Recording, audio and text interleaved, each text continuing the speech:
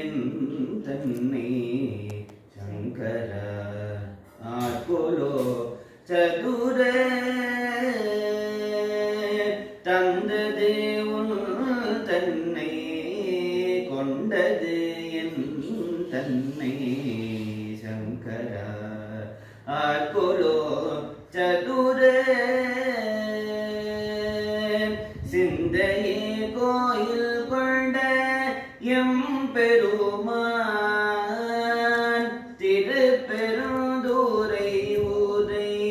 சிவனே